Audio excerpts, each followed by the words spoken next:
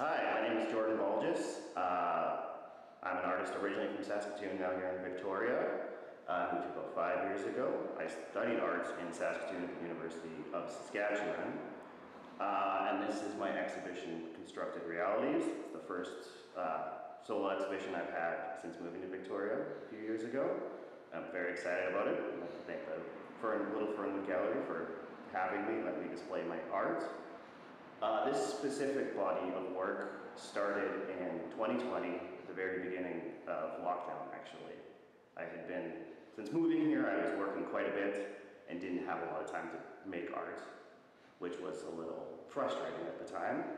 And so kind of when everything shut down and everything had to stop, I took it as an opportunity to kind of, buckle down and really start making some stuff. And the way that a lot of my work comes together is I might have a general kind of concept, even very vaguely, and I'll start working just to feel it out and kind of see where it goes and see kind of what comes out. And it's a lot of my reaction to things that are happening in the world and how I'm feeling about them and trying to get that. It's like journaling almost.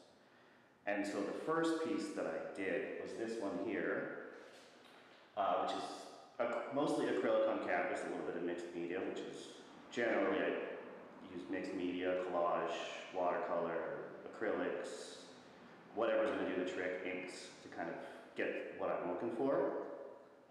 And so when everything was locked down, obviously that was a big adjustment for everybody, and our lives all of a sudden became completely online, digital for the most parts. And so it was kind of the only way we could interact with people, the only way we could interact with the world. And everyone was having that same experience at the same time, and it seemed like it all got a lot louder and a lot more intense. And I myself am somebody that I'm online, and I kind of have to be in this day and age, but I keep it at arm's length quite a bit, especially social media and things like that. But once everything was locked down, we were in that situation, there wasn't really an option for that.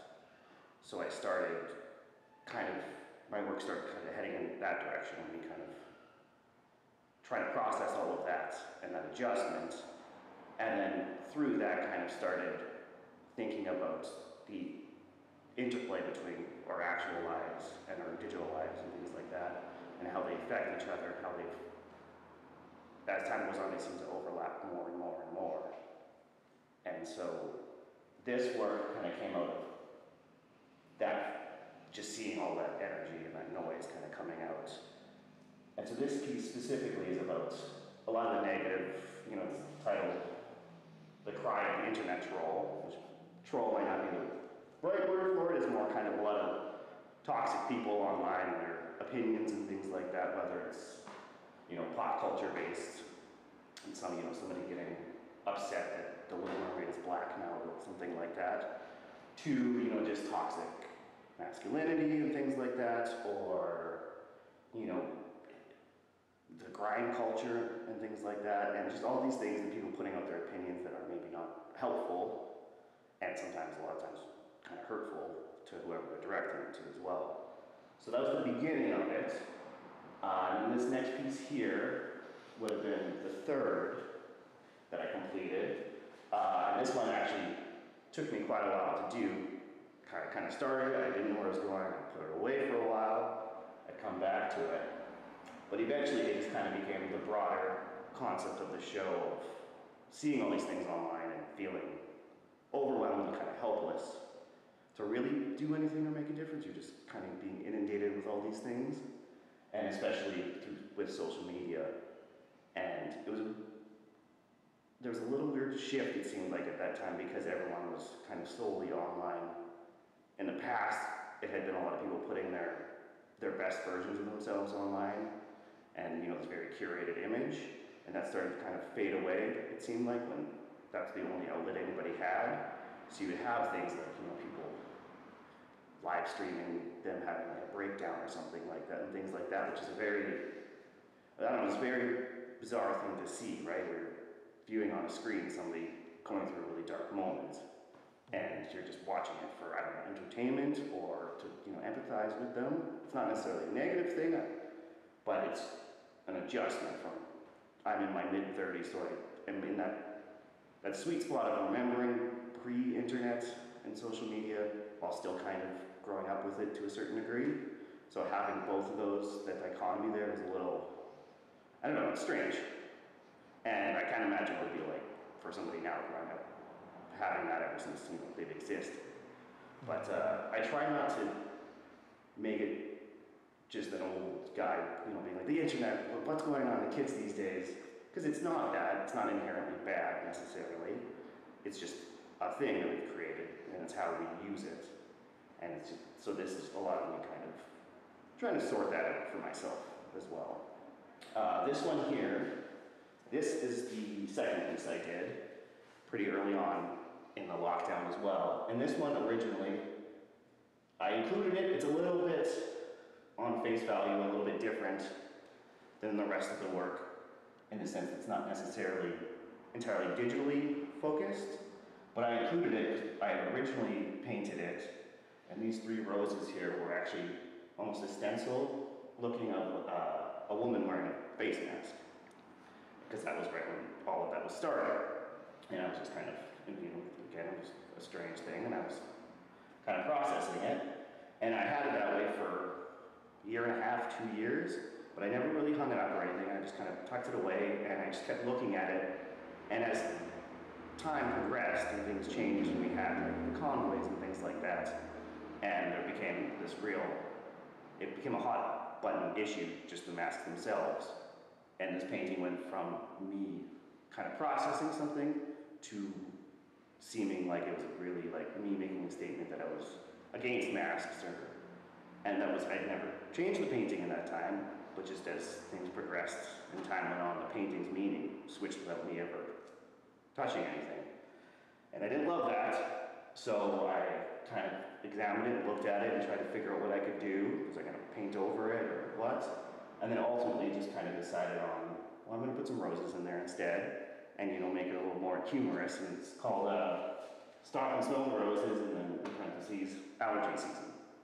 Because again, that's, as far as constructive realities go, that's even something that I've learned in the last few years, that a lot of people have allergies just because of the types of trees that we choose to plant as a society. So even in the real world, the things that we're constructing and putting together have effects that are kind of unseen in a lot of ways. So yeah, that's why I decided to include this one. It was an experience to kind of see that change without ever touching a piece of art. It's amazing how, again, things can kind of impact without you being kind of passive in it without putting your, brush to the canvas. And then we can go to this one next. This is the second most recent piece, and this is a mixed media, ink, collage, watercolor, a little bit of acrylic, and this piece was based on The Garden of Earthly Delights by Bosch. That was a big influence here. Painting I love, and again, this is kind of a reaction to that, similar to the troll painting, that toxic kind of grind culture mentality of, you always got to go in our capitalist system, that, that's kind of the priority. So you got to be productive, you got to make things, you always got to be going. And when the lockdown happened and everyone was kind of forced to stop, it did kind of change things in my mentality, because I had that mentality quite a bit too, where it shifted to me thinking like, well, if it can all just shut down like that, then it's all kind of made up and it can be changed. And why are we all kind of constantly hustling and going when we're born? We should be enjoying our lives, I think, a little bit more. And I really found myself longing for that more than anything in the lockdown. It was just, I want to spend time with friends and family. I want to, go outside, go to the beach, whatever.